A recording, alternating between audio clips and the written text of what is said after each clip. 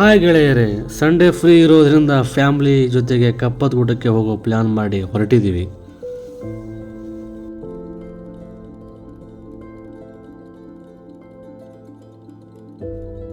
ಗದಗ ಜಿಲ್ಲೆಯಲ್ಲಿ ಬರುವ ಈ ಪ್ರವಾಸಿ ತಾಣ ಭಾರತದಲ್ಲೇ ಶುದ್ಧ ಗಾಳಿ ಬೀಸುವ ಪ್ರದೇಶ. ಇಲ್ಲಿ ಅನೇಕ ಔಷಧಿ ಗುಣ ಹೊಂದಿರೋ ಗಿಡ ಮೂಲಿಕೆಗಳು ಇವೆ. ಇದೇ ನೋಡಿ ಕಪ್ಪದ ಗುಡ್ಡಕ್ಕೆ ಹೋಗುವ ಕಮಾನು.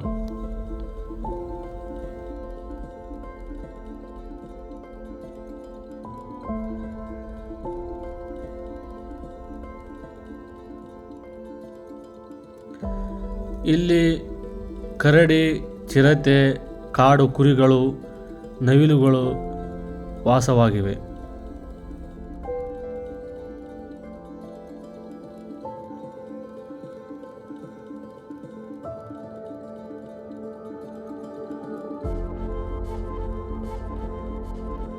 ಹಚ್ಚ ಹಸಿರಿನ ಸೀರೆಯನ್ನುಟ್ಟು ಕಂಗೊಳಿಸುತ್ತಿರುವ ಈ ತಾಣ ಎಲ್ಲರನ್ನೂ ಕೈ ಬೀಸಿ ಕರೆಯುತ್ತಿದೆ. ಪುರಾಣದಲ್ಲಿ ಈ ಕಪ್ಪದ ಗುಡ್ಡವನ್ನು ಸಾಧು ಸಂತರು ತಮ್ಮ ತಪೋಭೂಮಿಯನ್ನಾಗಿಸಿಕೊಂಡಿದ್ದರು. ಟ್ರೆಕ್ಕಿಂಗ್ ಮಾಡೋರಿಗೆ ಇದು ಬೆಸ್ಟ್ ಜಾಗ.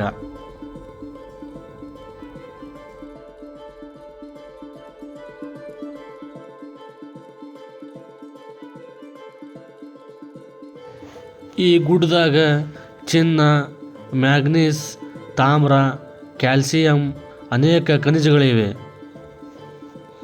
ಉತ್ತರ ಕರ್ನಾಟಕದ ಸಹ್ಯಾದ್ರಿ ಎಂದೇ ಫೇಮಸ್ ಈ ನಮ್ಮ ಕಪ್ಪದ ಗುಡ್ಡ.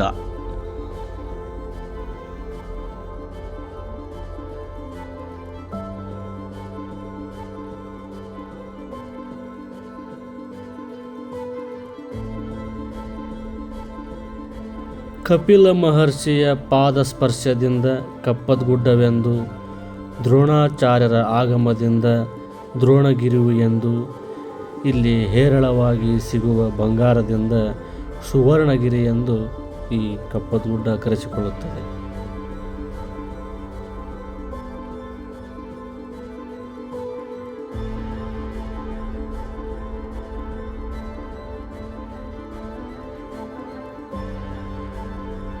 ಈ ಗುಡ್ಡದ ಪ್ರಸಿದ್ಧ ದೇವರು ಕಪ್ಪತ್ ಮಲ್ಲಯ್ಯ ದೇವರು. ಪ್ರತಿ ಶ್ರಾವಣ ಸಮಯದಲ್ಲಿ ಜಾತ್ರೆಯು ಕೂಡ ಇಲ್ಲಿ ನಡೆಯುತ್ತೆ. ಕಪ್ಪತ್ ಮಲ್ಲಯ್ಯ ಸ್ವಾಮಿ ಹಾಗೂ ಭ್ರಮರಾಂಬ ದೇವಿಯ ಕಲ್ಯಾಣ ಮಹೋತ್ಸವವು ಕೂಡ ನಡೆಯುತ್ತೆ. ಪ್ರತಿ ಅಮಾವಾಸ್ಯೆಯು ದಿವಸ ಅನ್ನ ಪ್ರಸಾದ ವ್ಯವಸ್ಥೆಯು ಕೂಡ ಇಲ್ಲಿ ಇರುತ್ತೆ. ಜೈ ಕಪ್ಪತ್ ಮಲ್ಲಯ್ಯ ಸ್ವಾಮಿ.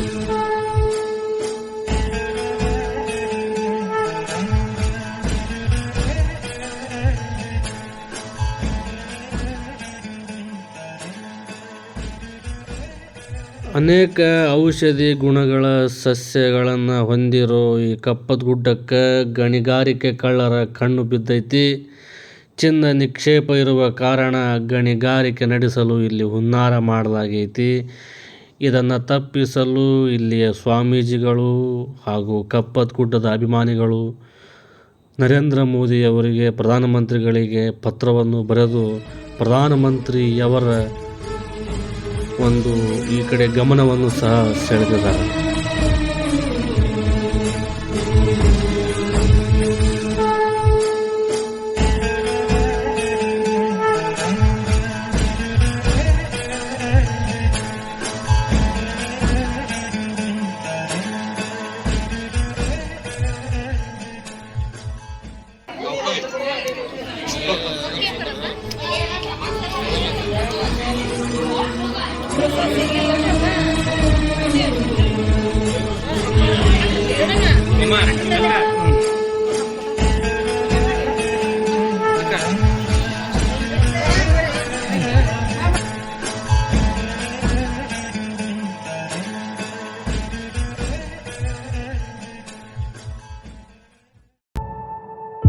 Oh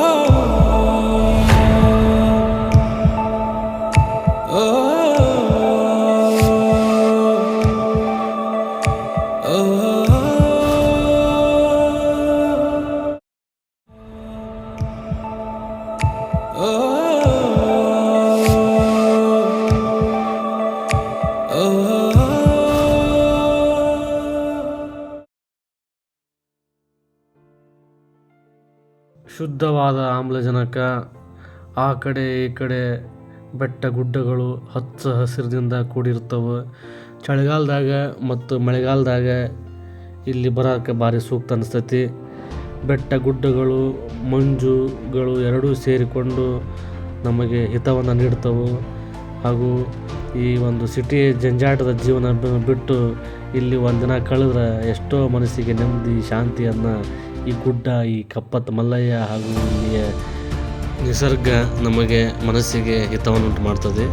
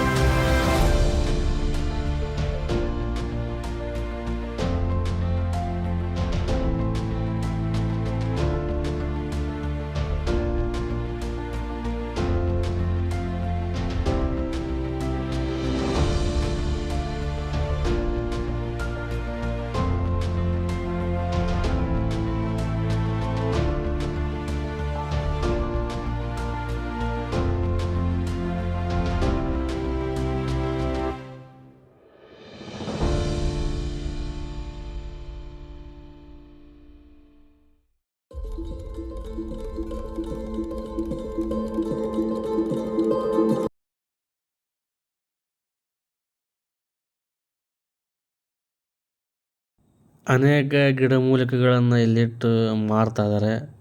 ಅನೇಕ ಸಮಸ್ಯೆಗಳಿಗೆ, ನೋವುಗಳಿಗೆ ಇಲ್ಲಿಂದ ತಗೊಂಡು ಪರಿಹಾರ ಮಾಡಿಕೊಳ್ತಾರೆ.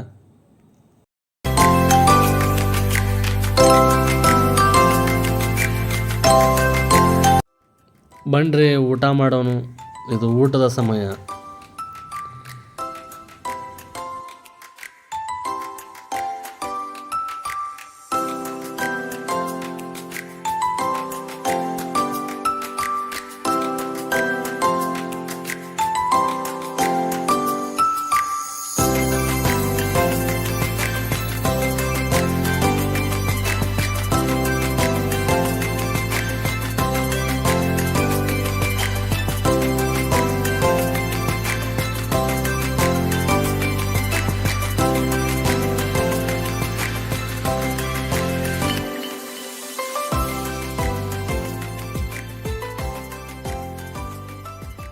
ಊಟ ಮಾಡಿ ಅಡಿಕೆಲಿ ಹಾಕ್ಕೊಂಡು ಇನ್ನು ಊರ ಕಡೆ ಪ್ರಯಾಣ ಬೆಳೆಸಿದ್ವಿ. ಜೈ ಕಪ್ಪತ್ತ ಮಲ್ಲಯ್ಯ.